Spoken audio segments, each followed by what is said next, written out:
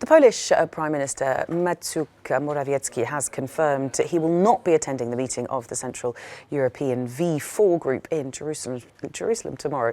It follows reported comments by Israeli Prime Minister Benjamin Netanyahu about Polish collaboration in World War II during Nazi occupation. The head of the Polish Prime Minister's office said Morawiecki could not attend the V4 meeting under the circumstances.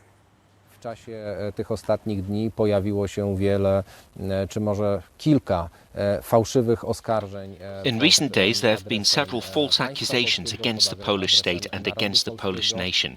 These statements were partially denied, an apology issued for some of them, but these led to further false accusations against the actions of Poles during the Second World War, which neither the Polish state nor the Polish nation accept.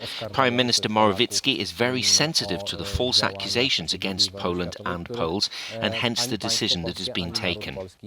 Nie podejmował. Premier Morawiecki jest bardzo wyczulony.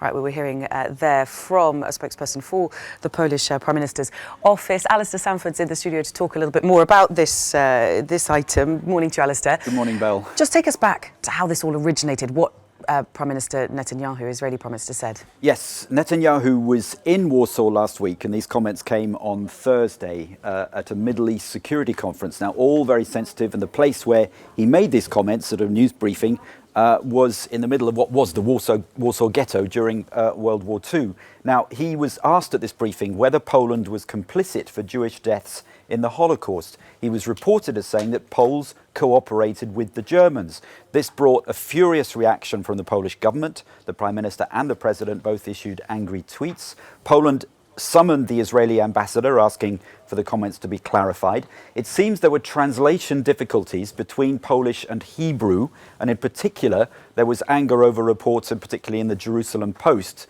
which used the definite article "the," saying that the Poles had been complicit rather than just Poles.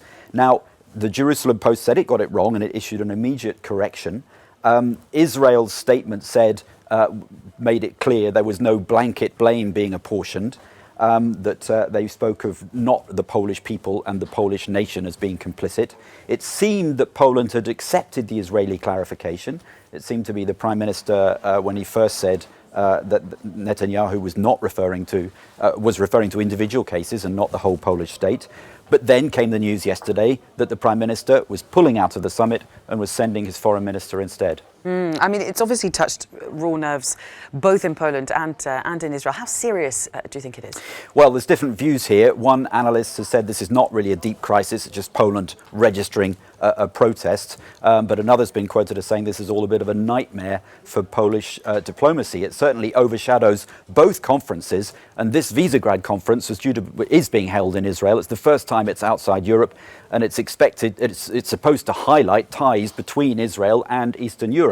So all this is a bit ironic. In the background, of course, is Poland, the fight by the Polish government to ensure that Poland as a nation is not accused of Nazi crimes during World War II. It's led by the Prime Minister, it's very popular amongst the people, and it brought about this Holocaust distortion law, which can lead to civil proceedings if people say that Poland as a nation or the Polish people were complicit in the Holocaust. At one stage, they wanted to make this a crime, and of course, Poland's long been angry about the phrase Polish death camps.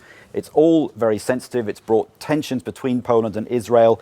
Lots of anger in Israel as well, with one opposition leader accusing Netanyahu of appeasing the Poles. The historical context, of course, as we know, World War II saw Poland occupied by the Nazis and the Soviets. Some 90% of Polish Jews were among 5 million Polish citizens who were killed. Research has shown that although many Poles risked their lives to save Jews, thousands did participate in the Holocaust. The Polish government is adamant that the Polish nation was not complicit, but some historians accuse the Polish government of trying to whitewash history. All right, thank you very much. Alistair Sanford there.